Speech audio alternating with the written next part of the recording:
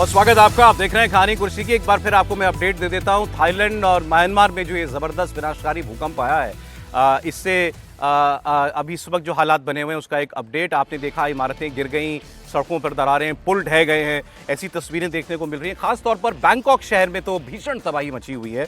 Emergency लागू कर दी गई है, वहाँ राष्ट्रपति के द्वारा सारी उड़ानें रद्द कर दी गई हैं, एयरपोर्ट बंद कर दिया गया है, पूरे शहर के अंदर अफरा तफरी मची हुई है। और नरेंद्र मोदी ने भी, प्रधानमंत्री ने भी इस पर चिंता व्यक्त की है। उन्होंने कहा कि I am concern by the situation in the wake of earthquake in Myanmar and Thailand. और उन्होंने कहा कि भारत अपनी सारे सामर्थ्य के साथ खड़ा है, जो भी मदद करनी पड़ेगी इन दोनों देशों की। MEA से कहा गया है कि वो म्यांमार और थाईलैंड की सरकारों के संपर्क में आए और हम जो भी मदद पहुंचा सकते हैं वो तुरंत वहां पर पहुंचाई जाए।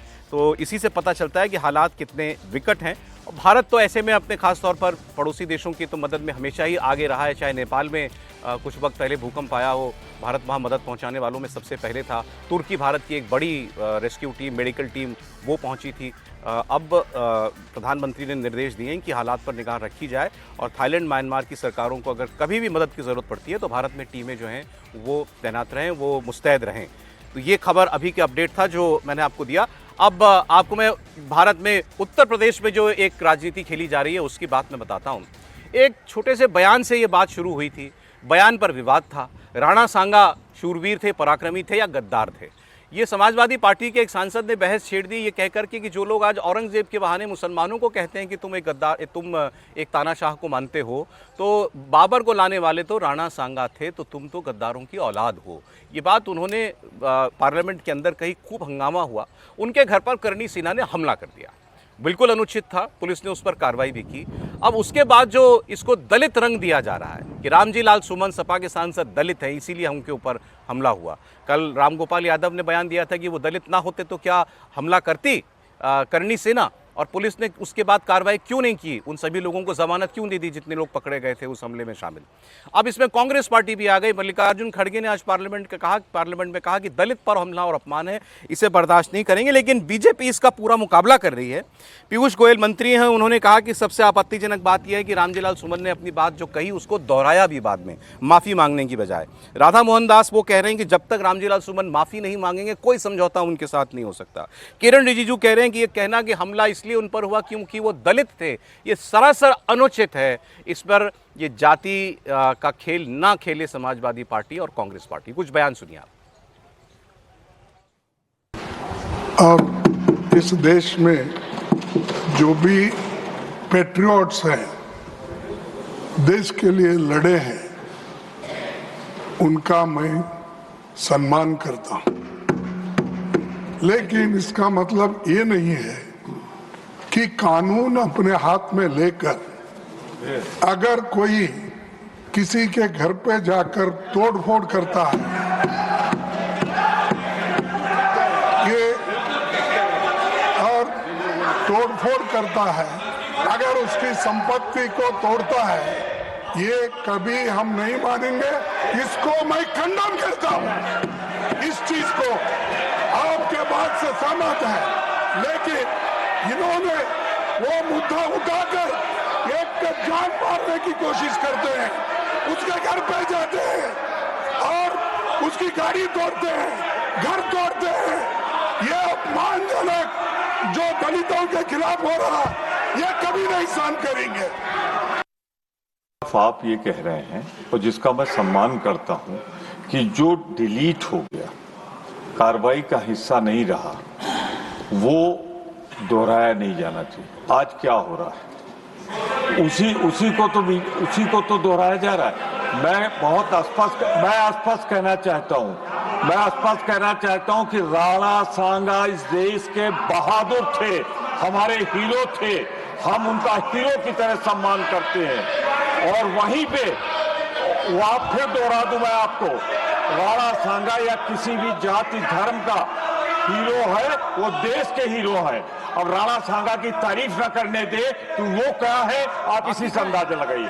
मैं राणा सांगा के तो ये आपने देखा। अब चलिए, कम से कम हमारे नेता जो हैं राणा सांगा को हीरो तो मानने लगे कि हमारे इतिहास के हीरो हैं, लेकिन अब मामला बन गया है दलित का।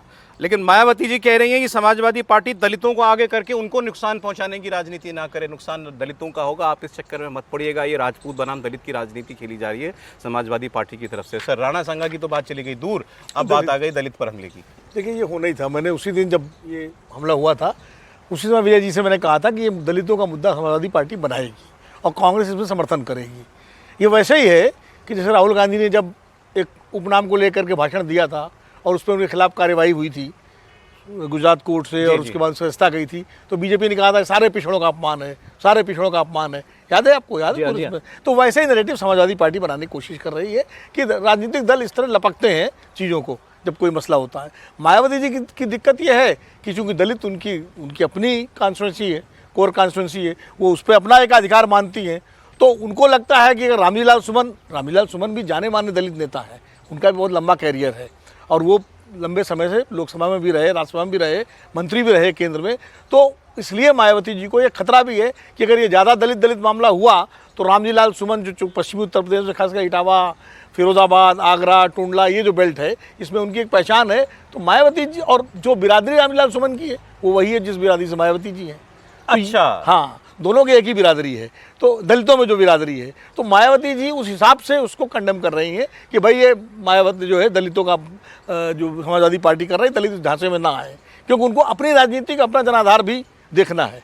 लेकिन ये खतरनाक है समीर जी, दो जातियों को आपने सामने बढ़ाना की कोशिश है। तो देखिए, मल्लिकार्जुन खड़गे खुद दलित कम्युनिटी से आते हैं, और जब मल्लिकार्जुन खड़गे कांग्रेस के अध्यक्ष बने तभी मायावती का बयान आया था कि दलितों को कांग्रेस से सावधान रहने की जरूरत है। इन्होंने दलित अध्यक्ष बना दिया, लेकिन दलित का भला नहीं करेंगे।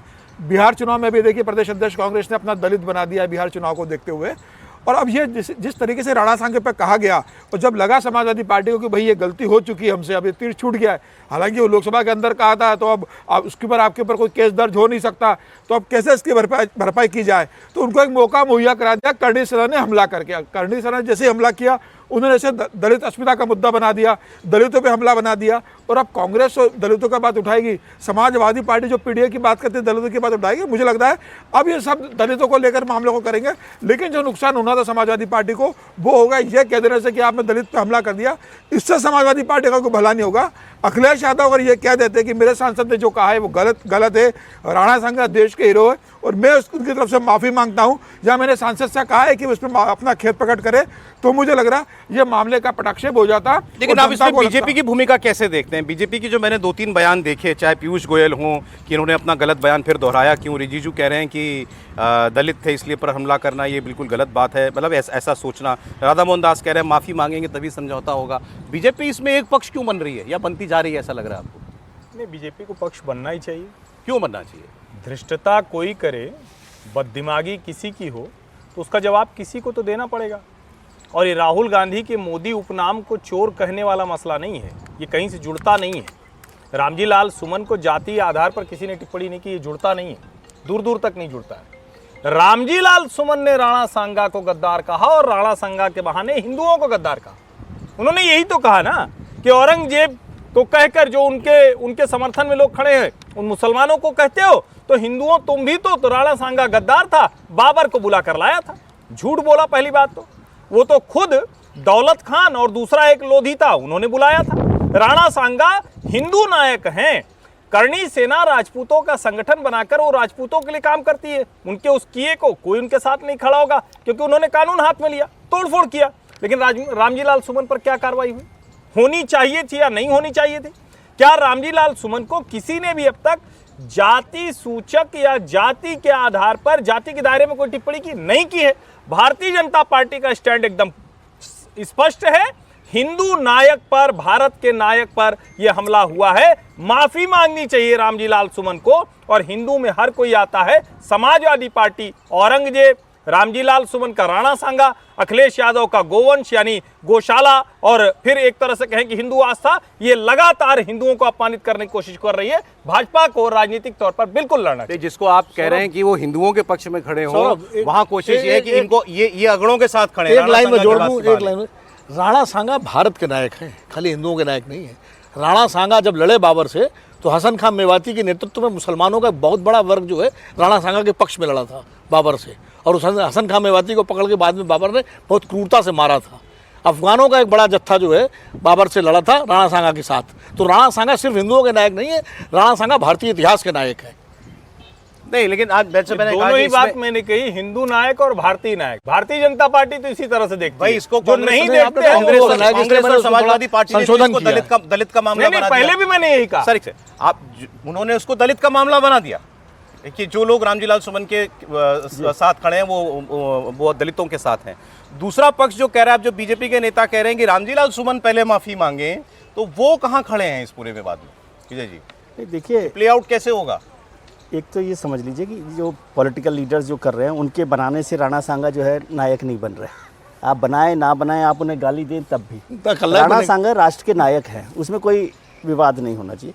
इसमें दो मुद्दे हुए। पहली बात तो ये कि रामजीलाल सुमन ने जो कहा उसे हाउस से डिलीट कर दिया गया, उसमें से एक्सपंज कर दिया गया है।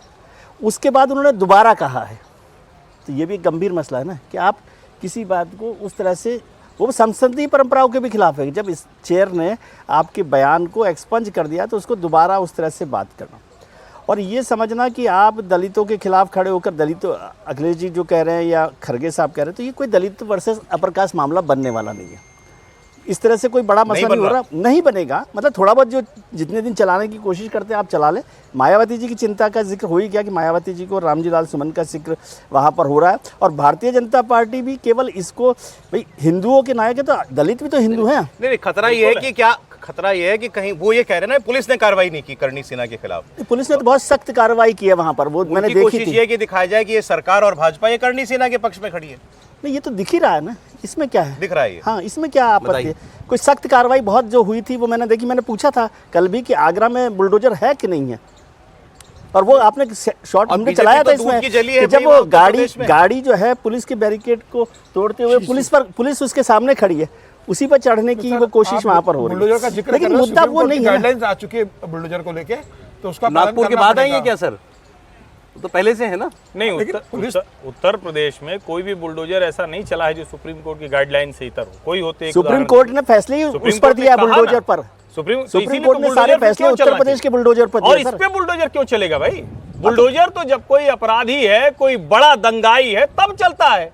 इस तरह से अगर बुलडोजर चलने लगे तब तो धरना प्रदर्शन वाले पे, ये तब तो तो किसी के शांतिपूर्ण घर प्रदर्शनकारी करने पे, तब तो बड़ी मुश्किल ये हो तो जाएगी। शांतिपूर्ण प्रदर्शनकारी थे, अहिंसक थे सारे, बहुत ही शांति से काम। खैर, इस पर बहस नहीं हो रही, लेकिन मैं कह रहा हूँ दलित और राजपूत अपर कास्ट का ये मुद्दा बहुत बनने वाला नहीं है। 2-4 दिन और ये इसे घटना चलाते तब हैं हुई और है अखिलेश जी के कहने जब से आगरा में उसमें मुख्यमंत्री जी मौजूद थे, और जब चाक चौबंद व्यवस्था सुरक्षा होती है जब किसी भी शहर में मुख्यमंत्री होते हैं, इसलिए ज्यादा गंभीर मामला। चलिए सर, आगे बढ़ते हैं। ब्रेक का समय हो गया, लेकिन उसके बाद आपको बहुत इंटरेस्टिंग खबर दिखाऊंगा मैं। ममता बनर्जी कुछ दिनों से यूके की, इंग्लैंड की यात्रा पर हैं, और वहाँ वो ऑक्सफोर्ड यूनिवर्सिटी में कॉलेज में व्याख्यान देने के लिए गई थी। लेकिन राजनीति तो कहीं पीछा नहीं छोड़ती, राजनीति तो देश की बाउंड्री नहीं देखती है। तो वहाँ पर लेफ्ट के कुछ छात्र संगठनों से जुड़े लोग उस सभागार में खड़े हो गए और उन्होंने वहाँ पर जिरह करनी शुरू कर दी मायावती के, माफ़ कीजिएगा, ममता बनर्जी के साथ कैमरे पर। उनसे पूछा अभी आपके यहाँ कोलकाता में जो बलात्कार कांड हुआ उस पर आपका क्या कहना है? उनसे पूछ लिया गया कि आप तो उद्योग विरोधी हैं, टाटा आपके राज्य में सिंगूर छोड़ करके गुजरात चले गए थे, इस पर आपको क्या कहना है? किसी ने ये भी पूछ लिया कि आप क्या हिंदू विरोधी हैं, और इस पर ममता जी तमतमा गई। और अंत में अपना भाषण खत्म करते हुए उन्होंने कहा कि आपने यहाँ बुलाकर के मुझे अपमानित किया, इसके लिए आपका बहुत बहुत धन्यवाद।